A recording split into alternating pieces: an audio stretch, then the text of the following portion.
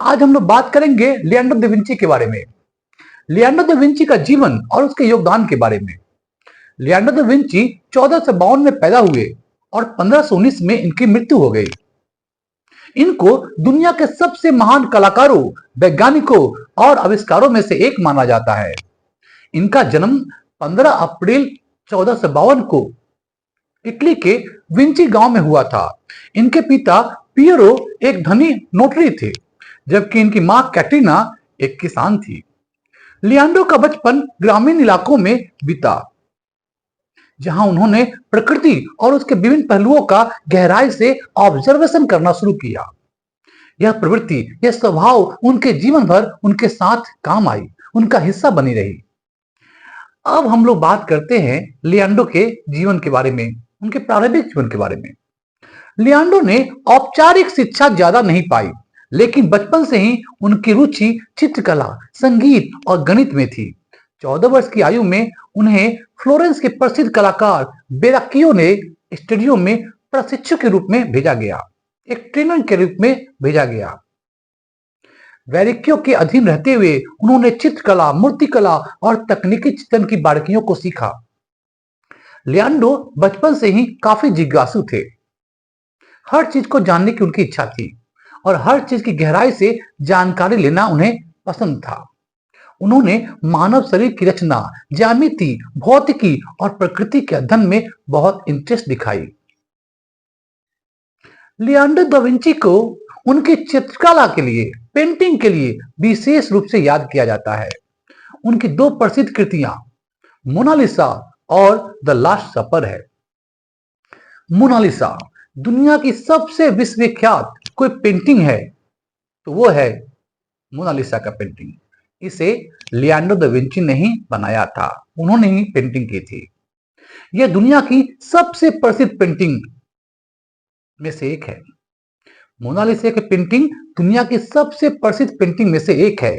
Mona Lisa की मुस्कान और उसके चेहरे की रहस्यमय अभिव्यक्ति ने कई शताब्दियों तक लोगों को अट्रैक्ट किया है। इस पेंटिंग में लियोनार्डो ने प्रकृति, मानव भावनाओं, इमोशंस और जो लाइट शैडो का अद्भुत संयोजन है उसको प्रेजेंट किया है। अब हम लोग उनकी दूसरी पेंटिंग अर्थात द लास्ट सपर की बात करते हैं। यह चित्र जीसा मसीह और उनके 12 शिष्यों के अंतिम भोजन को दर्शाता है। इस चित्र में हर शिष्य की अलग अलग भावनाओं को बारीकी से उकेरा गया है।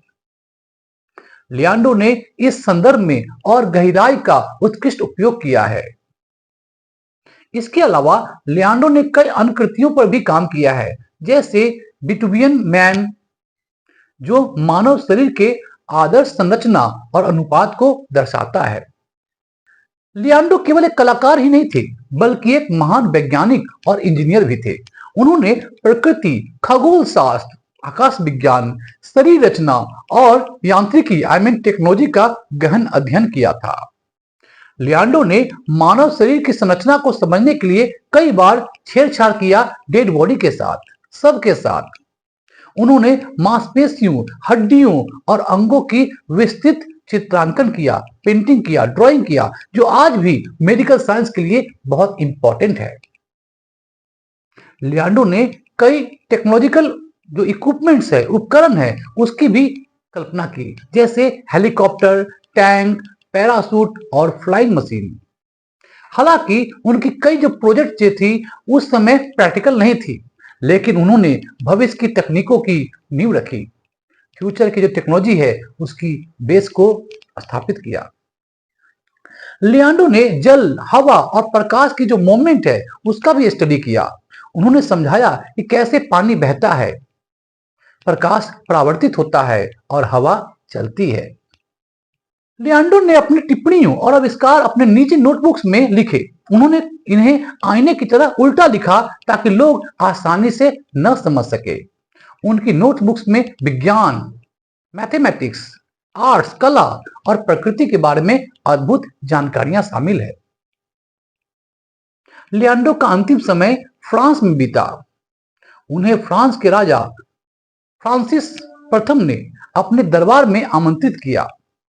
वहां उन्होंने अपने शेष जीवन, बाकी का जो जीवन था, उसमें उन्होंने चित्रकला, साइंटिफिक रिसर्च इत्यादि को जारी रखा। 2 मई 1519 को 67 वर्ष की आयु में इनका निधन हुआ। लियोनार्डो दा विंची का योगदान केवल कला तक सीमित नहीं है, केवल आर्ट्स तक सीमित नहीं है। इन्होंने विज्ञान, तकनीकी अनुसंधान टेक्निकल रिसर्च और मानवीय समझ को नई ऊंचाइयों तक पहुंचाया। उनकी सोच और कार्य ने पुनर्जागरण युग में रेनेसा के एज को बहुत मोटिवेट किया, प्रेरित किया।